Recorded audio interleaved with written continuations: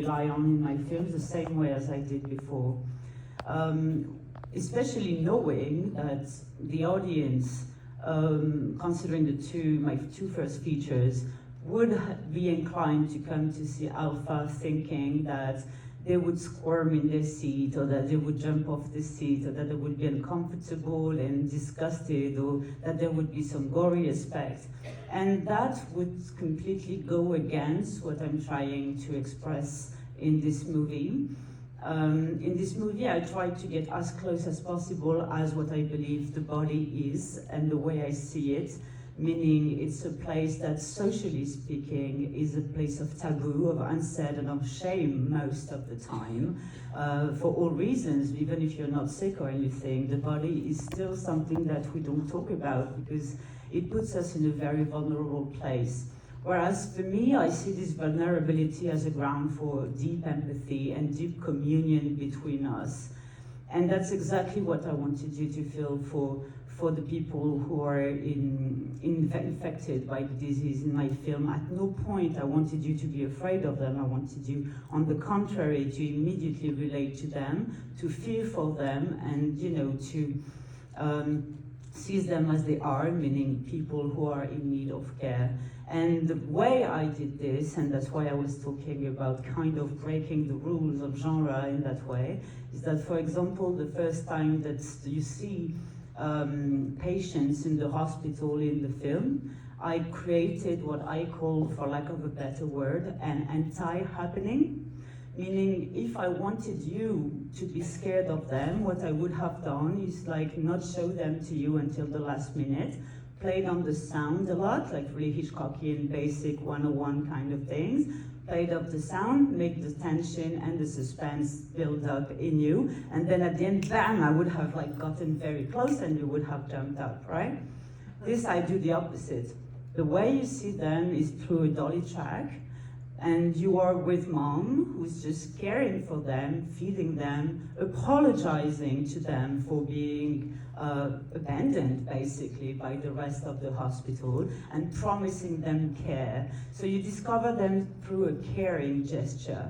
And you discover them not by a close-up and not by insisting on them, but like you discover them like they belong to this world, and you just pass in front of them and you just belong to this world, which was very important to me, the idea that they belong, because obviously the society in the film make them feel like they don't belong, and I wanted them to be embraced by me, by the camera, and then by you right away. Okay, so that's the thing with the way I thought about directing this first approach to this iconography, which can in many ways feel, I think, kind of like uncanny, because you have the coexistence of stone and flesh at the same time within the same bodies, right? And I believe that stone is, it's not a mutable, really, material, contrarily to the metal in Titan. The metal in Titan is a lively material because if you melt it, it becomes liquid and it changes state. Stone doesn't really change state, it's just at most it becomes dust at the end of the film. And I really believe in life that mutation is what makes us alive. Mutating is part of life, and it's something that we do on a daily basis. It's a matter of choice, and it's also a matter of cycle. And I would define death as the absence of mutation. And so having, these two material, stone and flesh, which is constant movement with the pumping blood, our bodies are in constant movement, and this dead material coexisting was for me the best way to express, I think, my fear of death, actually, through this uncanniness. That was a freaking long answer, what the hell? I'm so sorry, I'm really sorry.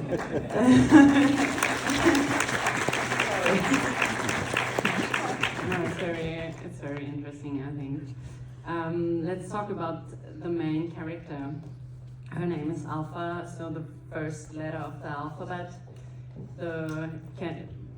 Could mean the beginning of something, but I had the impression that Alpha is not at the beginning of something because she already carries a lot of her in her shoulders. What the society and her mother and her family put on her shoulders. What would you say? Oh, that's interesting. I like your comment, actually. I don't fully, I mean, it's not I agree or disagree, it's not a matter of agreeing or disagreeing, it's just I hadn't thought of that. Yeah. And that's very interesting. For me, it was always the beginning. But I agree with you in the sense that, of course, she's the recipient of her mom's traumas, and that makes her relieve them in some ways because she's so traumatized that she can't help but repeating the cycle over and over again because she hasn't processed the death of her brother.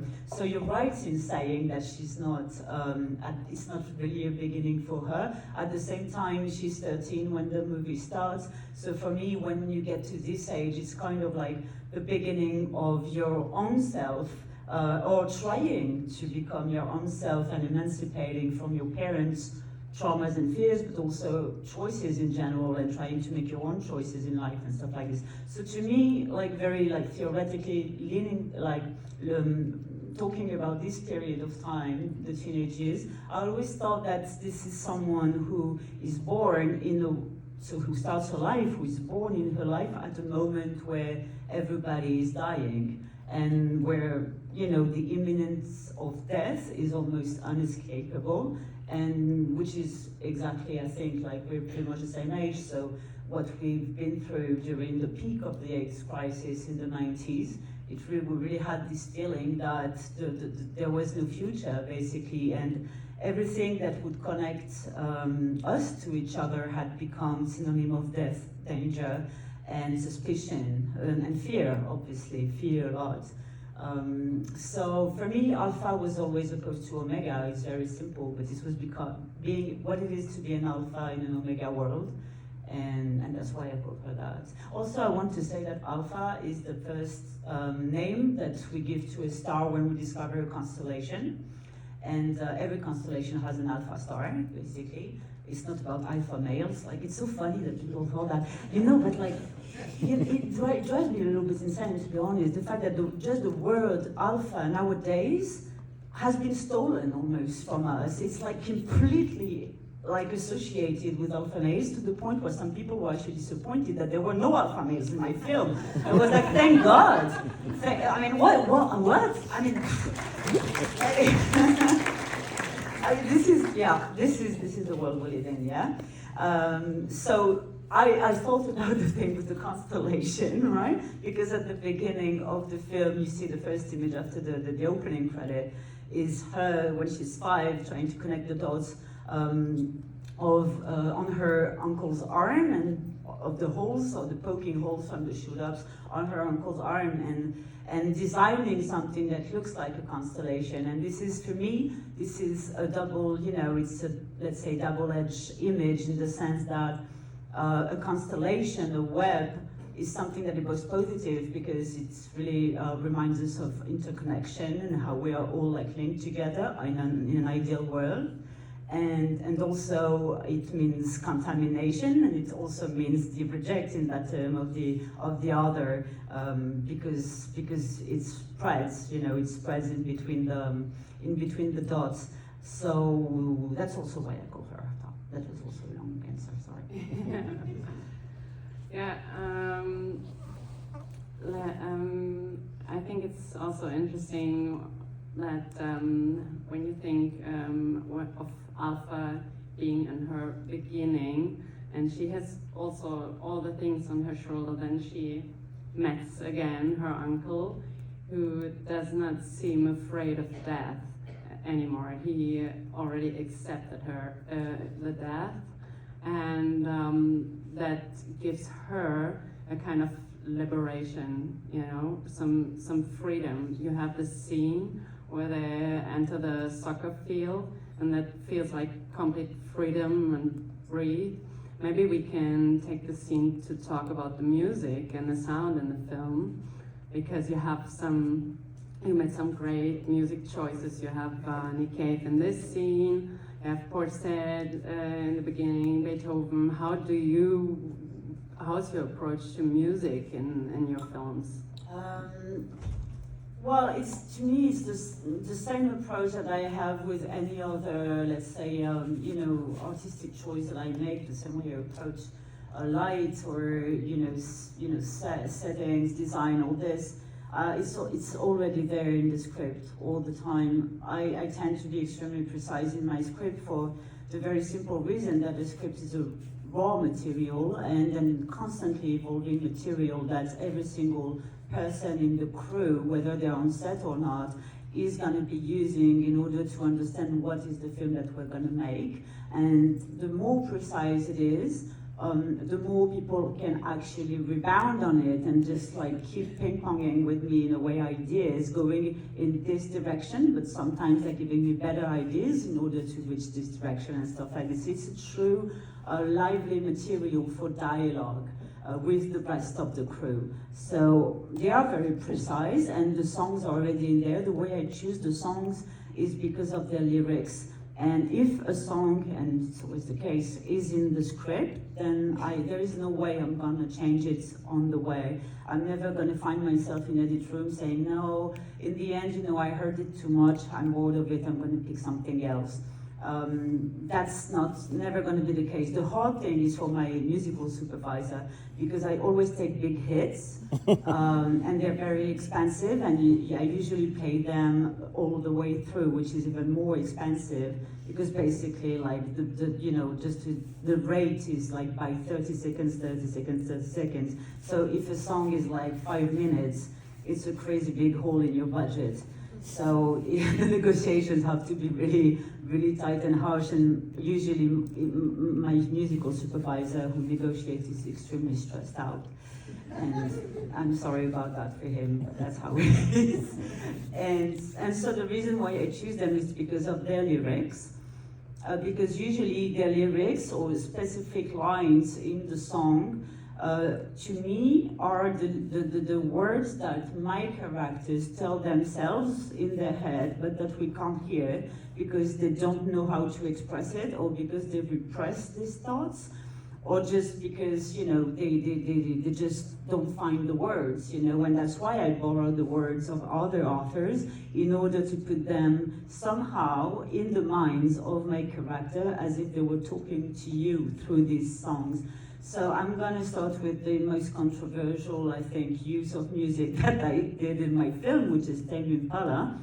So the reason why I chose Tame Impala, even if it's completely anachronistic compared to I don't really care about this really, and and. It's always like, oh, you see, the TV is not from 1991. It's a TV that only appeared in 1995. I'm like, come on, dude, like, really, we're just watching a film here. And but you have people like this, you would be surprised. And so, yeah, so I chose this song because obviously the fact that within the song itself, that the lyrics that you hear the most are Let It Happen. And for me, the moment where I put it is right at the moment, let's say at the beginning of the third act, if you wish, even though I really do not think in terms of act, but I'm saying this just to be clear where we stand in the film. So it's on the beachfront, and it's at the moment where she realizes that she's gonna have to relive the trauma that she lived when she was 5 in order to accept it and in order to kind of grieve it and be able to overcome it, and hence help her mother overcome it as well. So she has to relive it. And that's why I needed her in her head to think, let it happen. Let it happen because it needs to happen again, because if it doesn't, it's gonna reproduce the trauma, it's gonna keep on going and so on. And the film would last like 30 days or something. So she has to realize it at this moment, right? So that's for this one. For what he said, for example, the reason why I chose Roads, well, one, obviously we all listen to that song, I think, like if we're the same generation in our, early teenage years, and that's what I like about big hits, by the way. What I like about them is that we all know them, and that there is something that is very, I think, I like a communion around them, because it all reminds us of certain memories, and there is something extremely nostalgic about it that we can all share together at this moment. And I like to use this for this. I'm kind of reticent to put like very obscure song that I'm the only one that I found them because I'm very smart. I don't do that. I just like us to be like, you know, vibrating at the same time on music. And by the way, a very good use of that, of this kind of needle point to me, is what Xavier Dolan did in Mommy, when he's on his skateboard and you have like, seriously, Velvet Symphony. Symphony, what's the fucking name of this? Bittersweet Symphony. Thank you so much for that.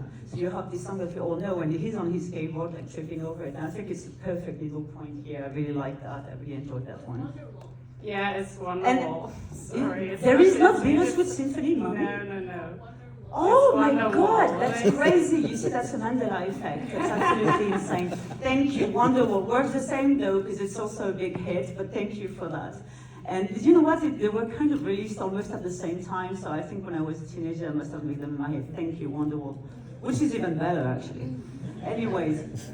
And so, yeah, Portishead, the thing that's, apart from the fact that this song is so, you know, so much of a big hit that we know, is that there is this line that ends the song, which, and she keeps repeating obviously throughout it, is how does it feel this wrong? And to me, this is in a nutshell, basically, the story of Alpha's generation in the film. And obviously we have the last sentence, how does it feel this wrong, when we get into her with the camera and we end up on a black screen. And we see that this young girl who's 13 just has been, you know, tattooed probably with half a consent because she was so passed out that she probably didn't even realize it. And we enter a dark age. Through this black screen, we know we enter a dark age, a dark cycle, and the next scene is her mom flipping out about the tattoo, because we know that there is something off in the world at this point, and that's not the right moment to share a needle. So how does it does it feel this wrong to me means, how can we have fucked up that much that we're getting there? That we're getting to this child in this situation with this pandemic and this level of shaming and of fear that we have of each other. Where did we miss the point and fucked it up, basically, which is exactly how I feel about nowadays, and we probably all do. So that lyric was very important to me. Yeah. Thank you. Maybe one last question about your filmmaking in general before we open up for questions from the audience. I come back to the names, and we have in Alpha, we have Alpha, Amin, and Adrien, and I have a feeling that names are coming back in your films, like Adrien, Justine, Alessia. So what is it? Is there a continuity or an evolution of certain searches from your characters in your films? That's something that's that's not an agenda, that's part of those things that are extremely instinctive. In many ways, the first reason that I feel very comfortable with these names, and that in the way I consider filmmaking, to me it's a continuous gesture. Like after I finished a film, I don't feel that I have turned a page in my life. I just feel compelled to actually stay on that path, but keep digging deeper, and deeper and deeper. And there is this very famous, and again, I always freaking forget his name. I have to look it out on Google, what the hell. So there is a very famous Japanese director. So it's either Ozu Mizoguchi or Kurosawa, I can't remember which one of those, you can check it out, who said something that is very true about filmmaking, into which I really abide by. He said that making films in general, is looking at the same diamond every time, but through a different facet. And that is so exactly what it is, because according to the facet you're going to look at the same object, but the light is going to reflect differently. The patterns on the wall, the reflections are going to be different. They're going to give you different designs and stuff like this. And yet the core of it, the prism of it, is going to remain the same. And I really feel like this about filmmaking, and that's why I'm talking about the continuous gesture and just kind of the work of, someone, a speleologist or something, someone who just digs deeper and deeper and deeper into Earth. There's something about, just constantly trying to reach zone of unknown within yourself that somehow challenge you to expose you more, to be more sincere, to be more honest with yourself first, and hopefully it translates to the audience as well. But it remains, your tool is yourself, and it remains, the core remains the same, but it's just that there are so many zones of unknown within our own self, that there are many, many ways to try to reach a form of essence that probably we'll never reach, because otherwise we wouldn't be making films.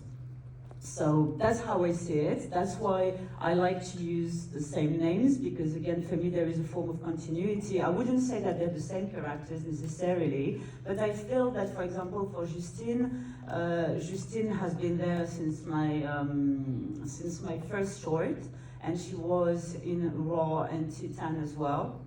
So it's 3 films with Justine, and she's not the same, but to me she's like, a multi-dimensional character. It's like, everyone knows Rick and Morty, right? Yeah, it's kind of the same thing. Like, it's, a different dimension and a different possibility of what Justine could be in every single film. So I think I'm not done with Justine yet, even though she's not in this one. Although I really do think that Alpha is a prototype for Justine, because in the chronology, for me, Alpha arrives before Raw.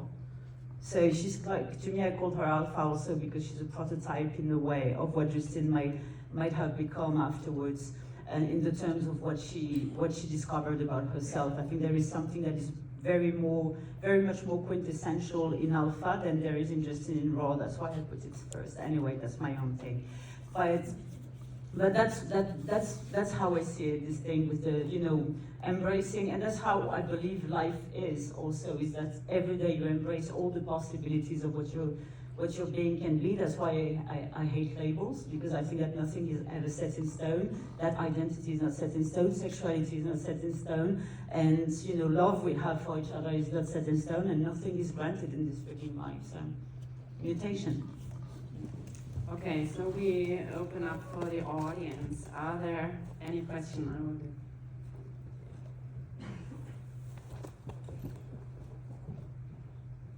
Hi. Hi. Merci beaucoup pour ce film. Oh, merci. Oh, but can we do it in English? Yeah, for of course. everybody I else? just wanted to say this Thank you. again. I'm interested in your writing process, actually. First off, what did it look like to write this film? And in the end, would you say that the final film looks like the script you wrote? Or did it change a lot in the process? Okay, good question. Do you write yourself? Yes. Yes, that's why you asked the question, of course. That's good. So the first thing that I want to say is that there is no right process. There is no right process in the sense that it's useless to compare your process to someone else's process, because everyone has a different, pace, rhythm, brain in the end, and circadian rhythm as well. So there is no shame in your process at all, never. The important thing is to really own yours, and to make it yours, and to use it as a tool, and to recognize how it works, but don't compare yourself to anybody, it's useless. And it's a big loss of time, and it's a lot of self-shaming that's useless. And so I think your question is interesting. Is the movie that you just saw the same movie as what I wrote, basically? Hopefully not, because what you do when you make a film from writing to post-production, it's a constant questioning of your own work. As I said, I'm extremely precise in my script. I'm also extremely precise in my shot listing. I would never set foot on set without my shot list. But the reason why I'm so strict and disciplined with this is because I really truly believe that as long as you know where you're going, what your intentions are, what kind of emotion you want to convey in this specific scene, then you can adapt to any obstacle that comes your way. Happens a lot. For example, you arrive on set, you have your shot list, it's very precise in the script and stuff like this, and you try your setup with your actors and it's just freaking flat and it doesn't work. It's not what you want to convey, and you have to rebound right away because we don't have 3 hours. And as long as you know what you want to do, then you'll be able to rebound easily and to open yourself up to the dialogue with the rest of your crew. So, you know, preparation is essential. Writing a very steady script is essential.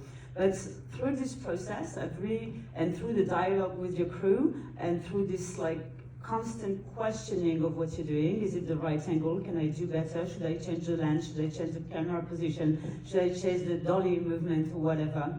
All the time. The film hopefully just, you know, transcends itself constantly. So what you want is not to have the raw material that is on your script. What you want is like a bona fide, transcendental version of that in the end that you had never seen coming. Because if you do all this, in the end there is a sense, I always compare this, I don't have children myself, but I'm pretty sure, considering what my mom told me, about having me, I think that, you know, there is a moment in the life of a parent. They see their teenagers making their own choices, culturally, politically, socially, with their friends, clothes, all this, and they become someone other, you know, they kind of like, there is a sense of otherness, and the parent would say, like, at one point, like, did I do that? Like, does it come from me? It's just like my mom tells me that all the time. How can someone like me have made someone like you? She doesn't know. And I think that's something that is extremely precious, right? Because it means that you have managed to create an object of its own, you know, as far as the film is concerned. I don't think children are objects. But, but it means that it has a life of its own, and that you have at one point let the film lead you, you know, somewhere, because you were you gave it such a solid spine that it could live on its own. So no, I don't think that the film should be exactly the script. That would not be a good thing. Thank you.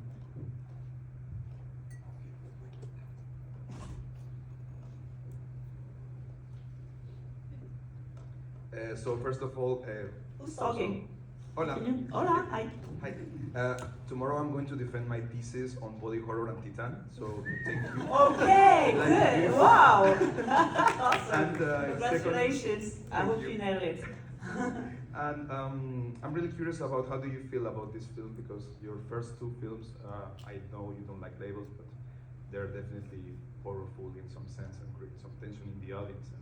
And right now you're saying that this seemed more set in stone and changing from materials to create something more heartful, I would say, something more maybe. You speak up a bit, please. Yeah, maybe more dramatic. Mm-hmm. So you're changing. How do you feel about changing this gender, this experimentation, going from horror that you just mentioned that you're an expert on and you feel a lot and you have seen a lot of those movies? How do you feel with this new experimentation in you, this new, let's call it, way in your work? I think that I gained a tool. Like, it's like you have a toolbox, and at the beginning you only have like 2 screwdrivers and stuff like that, and on the way you get more tools, bigger hammers or whatever.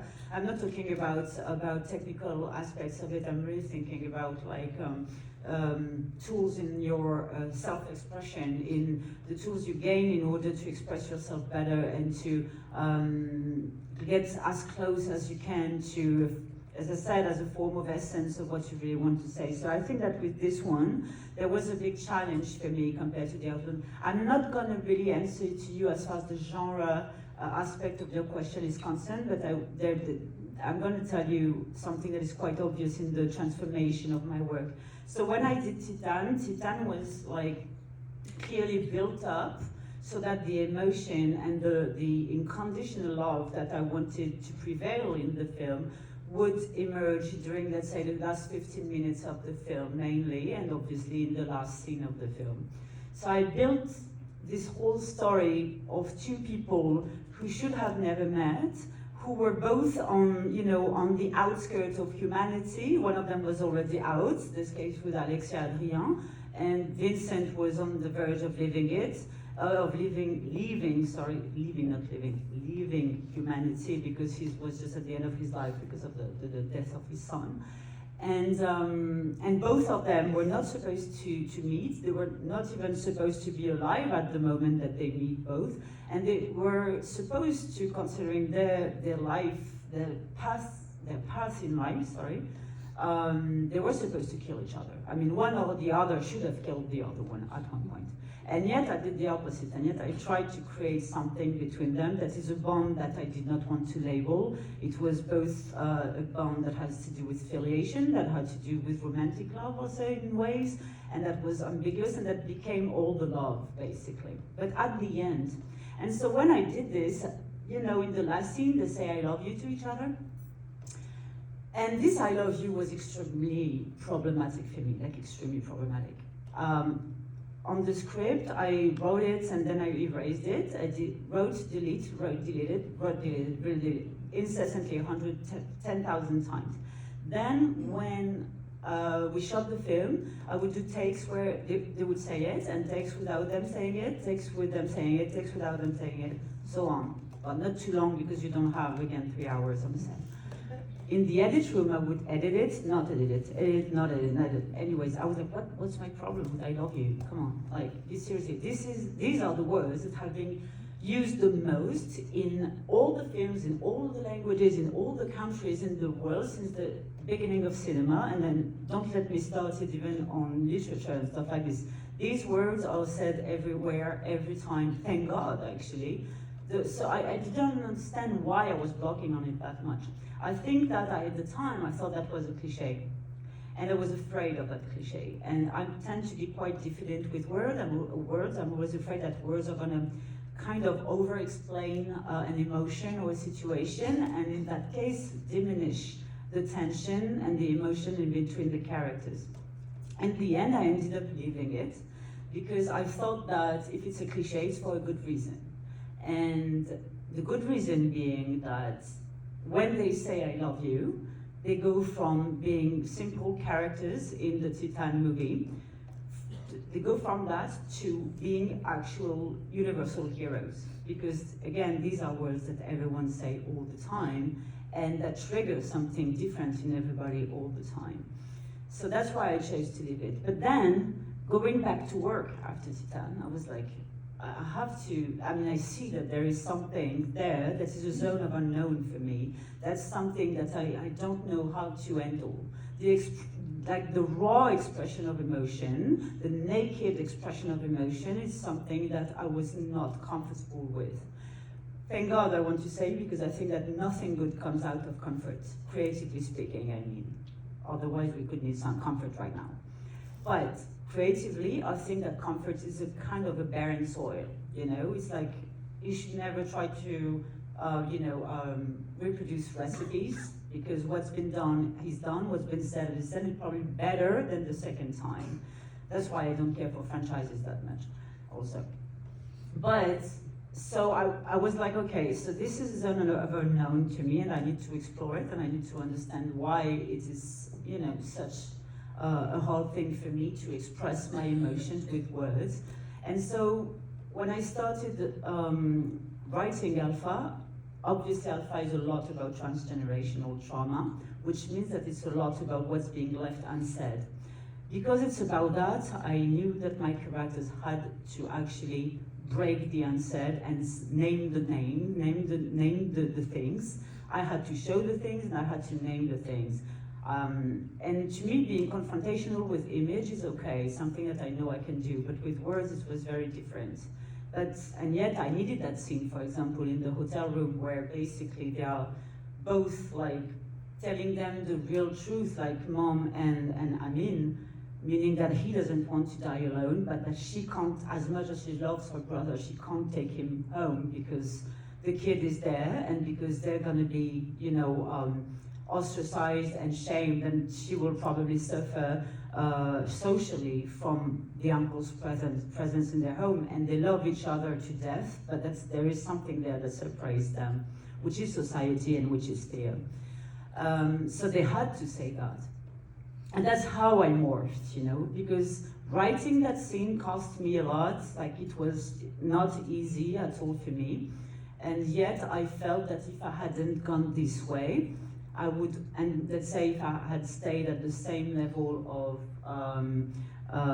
let's say, of triggering that I was in with Titan, I would not explore all the possibilities of my filmmaking. I would like a tool, basically. And it's good to know that Alpha, I didn't mean to do it now. I was supposed to do it way later. It's a project that I had in my mind for a very long time, but I postponed it a lot for all these reasons and more. And so when I decided to do it now, I was scared, but now I feel that if I hadn't done that, my fourth film and my fifth film might not exist, or might, like, you know, plateau at a surface level that would be, again, like, to me, the equivalent of a barren soil. So I think you really, really need to push yourself to go where you think that you can't go, because I don't think that anything is impossible. I think everything's possible in the writing process and in creating in general. And that's how I morphed, yeah. Sorry, fucking language. I'm so sorry, I really apologize. Yeah, sure. Hi, first of all, thank you for being here. Yes, hi. Yeah. Yeah. How do you keep motivated? What, Who's where? motivated? I'm right here. Yeah, but he had started, so I will give you the mic afterwards, all right? But if you want to yell at me, maybe you can do it now, so we're good with it. But we'll give you the mic afterwards. Okay, so on your first answer during this Q&A, you mentioned that part of this movie is about shame, fear, and naivete, and I do feel like... Sorry? Naivete, you said? Yeah. Yeah, I'm not sure I used that word, but sure, go ahead. Okay, sorry. But I feel like you used teenagers as a vessel for these emotions, which obviously is due to their lack of living. So I would like to know, how was it to work with teenagers on subjects they might not be familiar with, or matters they might not fully understand yet, on a movie their parents also might not let them watch yet? Okay, brace yourself, hold on to your seats, take a deep breath. Listen to me. Melissa is 20 years old. And Adrien is 18 years old. I mean, Louis, who plays Adrien. So that's an interesting question. I did not want to work with young actors for this film. I was just not comfortable with it because of the topic of the film, the darkness of the film. Also because even though there is no nudity, I knew that there would be French kissing, that at one point there would be, you know, a scene where they're trying to have sex and stuff like this. I was really not comfortable playing with minors. So I did a casting for all these parts for people who were 18 and above, but looked younger than their age. So. I think I'm going to get yelled at. Yeah, no, this is just a question about how do you keep motivated to sit down and keep writing? No, that's a good question. That's a great question. Very. Actually, that was a very nice question, so I apologize for saying that I was going to get yelled at. That's a very great question. It's a big issue, I think, for everybody who's writing. Writing is never a pleasure first. I don't believe that at all.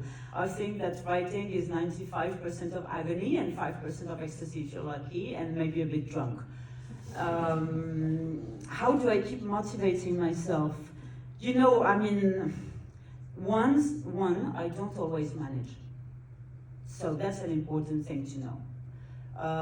For example, after Raw, so Raw was quite successful for a first feature. And I felt the pressure enormously afterwards. So I wanted, you know, I'm a very stubborn person, so I tend to want to keep on working, keep on going all the time, except that I'm human, so, you know, I mean, that doesn't work like this. And your body certainly doesn't want to work like this. And so I started, like, trying to rewrite, and I had this, probably one of, again, creatively speaking, one of the worst years I've ever had, because I had 1 year of pure blank page, complete blocking. But when I say 1 year, it's not like, you know, 1 year and I go out a little bit, I take like 2 weeks of holidays here and there in order to like breathe a little bit and think about something else. No, it was 1 year of waking up at 8, being on my desk at 9, staying there until 2 a.m. in the morning, so like it was like 17 hours. Every time I would write a word, I would delete it immediately, and it was horrendous, really. I mean, I was driving myself insane. I was driving my friends and my family insane. I was completely spiraling down in my head. And the reason why is because I was obviously getting out of raw. There were outside expectations that at the time I cared for, which is not the case anymore at all. But at the time I was younger, and that was my first, so I was very aware of that. And also my biggest fear, always coming back to some kind of maternal issues. That's weird because I don't have children, but I do think my films are my babies. I was very afraid that I would not love my second feature as much as I loved my first one. So that was a big, big reason why I blocked on this one. I was afraid to give birth to something that I would love less. And that was all, like, anticipating this was really heartbreaking for me. And so I managed to get out of this maelstrom of bullshit, which was, again, really not cool, by just stop giving a fuck about what people would think about my next film and about me being afraid of loving it or not, because that's actually not the question. I don't think that, you know, I don't think that you create anything in order for it to be loved. You create something because it needs to be created. There is something in you that needs to do it. And that's the best reason to do it, is that you need to take it out. And you need to accomplish it and go to the end, otherwise you will fill that void and you can't live with that void. You can't live with it, it's impossible. So that's the best reason for me to keep being motivated, you know, to do something. It's just because not doing it is actually way more hurtful.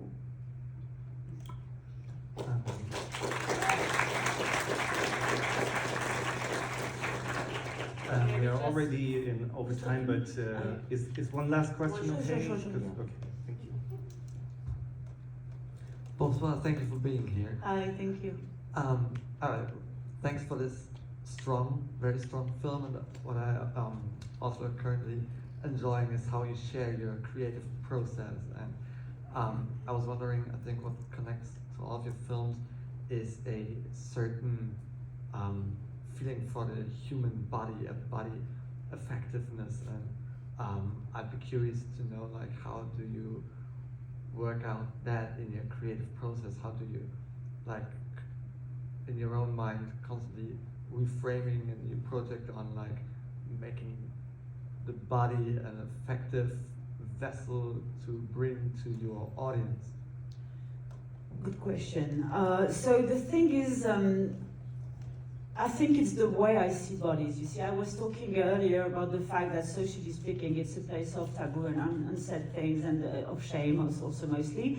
I want to also insist that it's even worse for female bodies. I mean, that's true in terms of being objectified and shamed. We are pretty much on the front row. But I think it's the case for everybody, for the simple reason that no one is happy with what they see in the mirror at night. No one. I mean, is anyone very incredibly happy with what they see in the mirror when they're naked or before they put in their PJs? I really don't think so, really. And I think that is a tremendously touching thing to me, if we talk about that, because this constant unsatisfaction, this constant, like, crazy standards that we impose on ourselves, which make us even more vulnerable than we should be, is something that I find incredibly human and that I find very endearing indeed.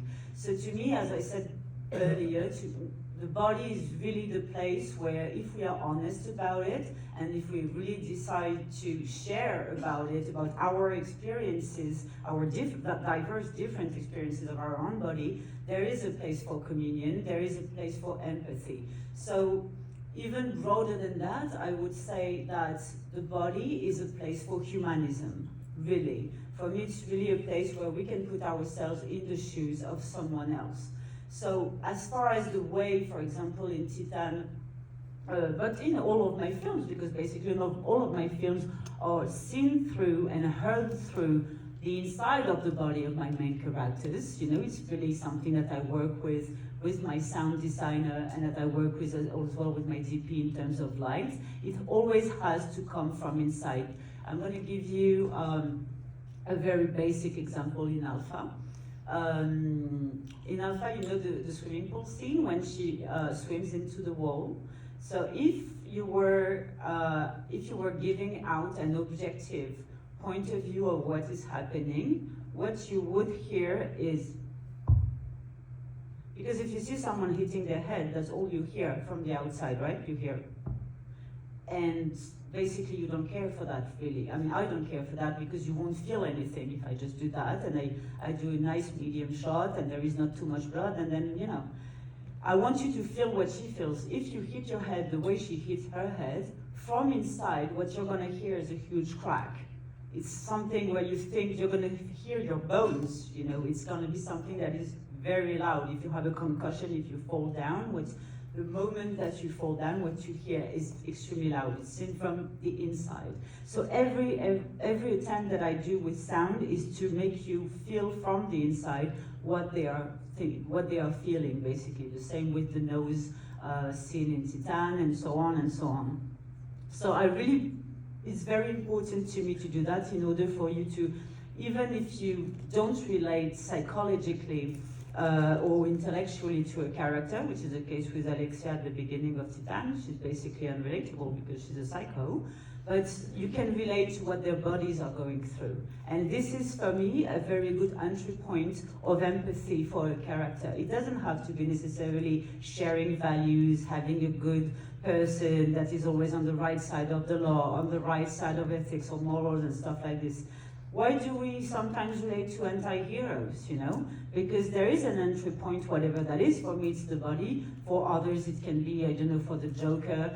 If you think about the Joker, because we know where he comes from, although the stories that he says he comes from, because the story about his father, I think, is a big lie. But anyways, there is always an entry point in order to not have a very linear character that is always on the good side of everything. Anyways, bodies for me are that. And afterwards, like, I think your question was about how I direct them, and how I see them, basically. My answer is going to be super cheesy and very brief. I think that when you film bodies, you need to film them with love, especially when you film them in such a raw way and such an honest way. And that you ask your actors to physically transform, that you ask your actors or actresses to not wear makeup, and to also, it's a way to expose yourself for an actor, knowing that the camera and the lights are not going to be flattering, that it's going to be, again, something quite gritty and quite harsh on them. You need to have love. You need to show love, and you need to film them with love. But this love I take from the fact that I really believe that if there is a place where our humanity can at one point meet, it's through our experiences of the bodies.